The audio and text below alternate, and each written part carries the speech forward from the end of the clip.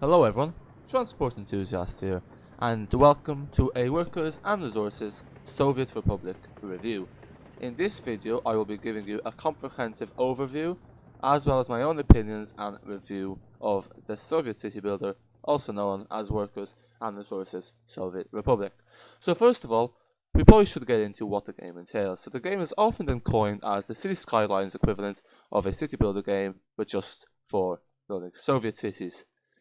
So as it comes to the game is early access, and as far as I remember, I think it was about €23, which is a fairly reasonable price for such an extensive game, coming slightly cheaper than what would probably be its equivalent Cities Skylines.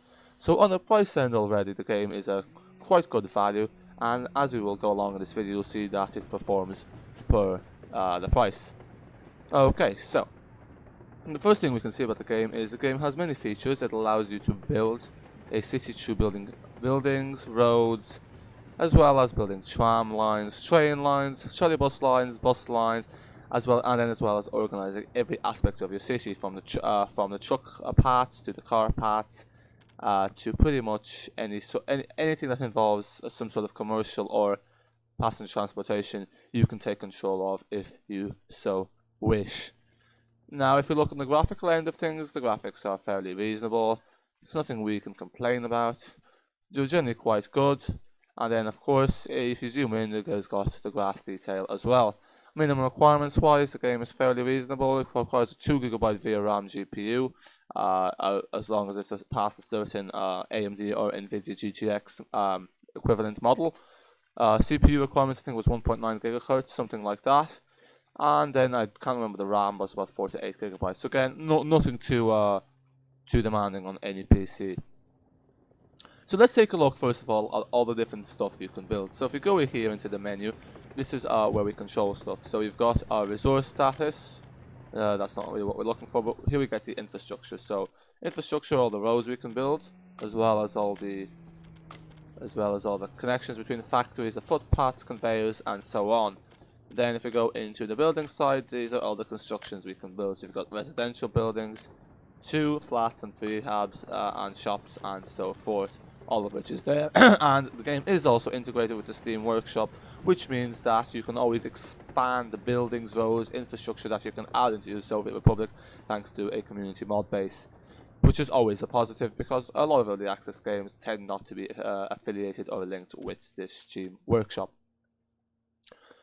Okay, so moving on from that, some of the things about this game, though, to bear in mind is the game is, in contrast to Cities Skylines, it is a very complex game. Generally, it has a steep learning curve, and it's really not really the kind of game one should look at if they're more into a casual city builder. There is an easy mode in this. However, the only thing to bear in mind with the easy mode is that you kind of restrict the buildings you can build. So, for example, here we are on easy mode, and if we go to our buildings here, and we go to energy related, you will see that we cannot build any of the heating related building because you need to have seasons enabled, for example.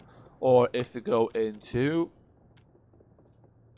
let's say oil, you'll see that, sorry, I can't remember which mode I've set this to, but sometimes what happens if you set the easy mode, there's some buildings, some electric buildings you can't build because you don't have, for example, electricity enabled. So say if you are playing on easy mode and you don't have electricity enabled, what that means is you cannot build any buildings that generate electricity. And the implication of that basically is that you don't get the aesthetic benefit of having those buildings in your city. So if you kind of want to have the full features of the game, it's generally preferable to play on the more complicated aspects of the game. But that's not really too much of an issue. Realistically, if you're getting this game, you probably want to get coincide with the economic aspect to get the full playability of the game. It just requires that sort of time commitment, and as well as time commitment to the learning of the game. But if this is your kind of thing, if you're into economic planning in games, as well as building your own city, this game generally will not disappoint you.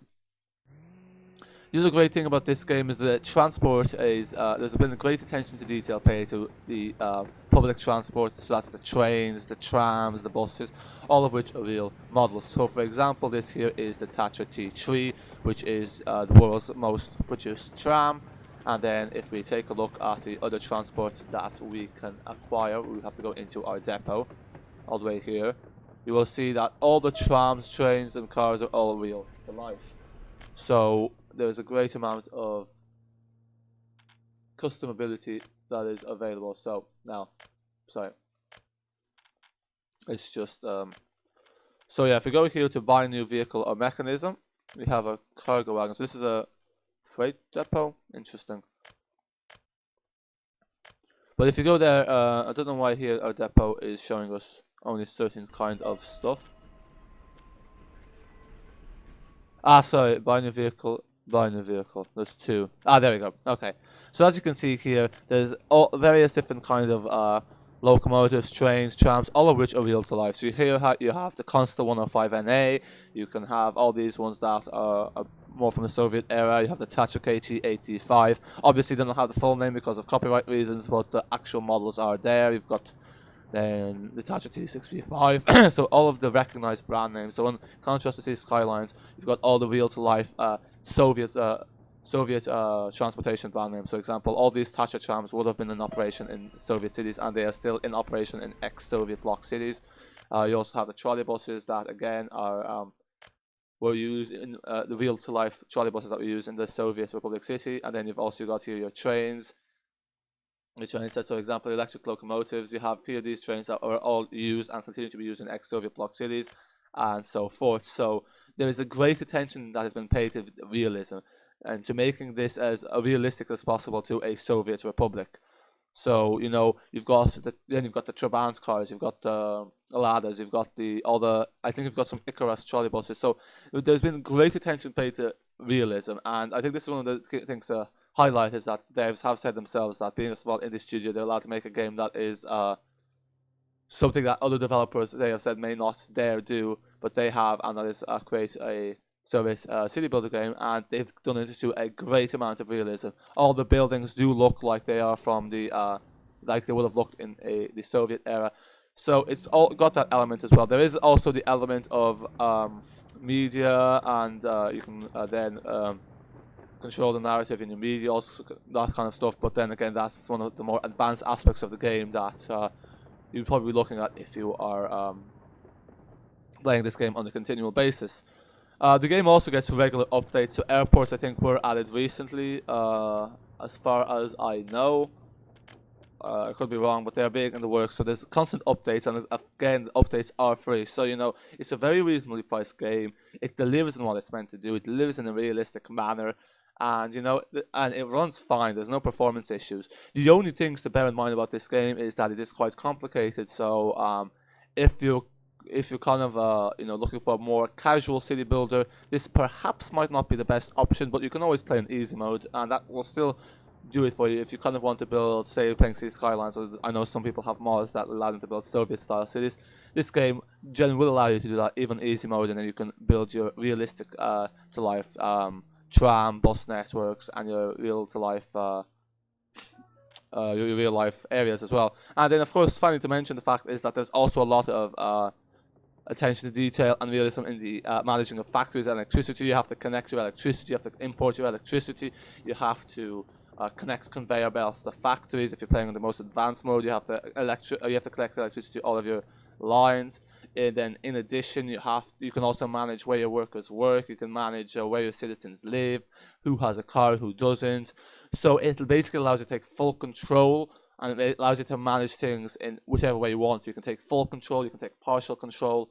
So it has a lot of customizability, which allows you to play this game in whichever way you like. And then, in a nutshell, I can't really fault this game. And, as they've gone for a reasonable price, in fact, I think it's quite a reasonable price for what the game delivers, especially if you're into city builders.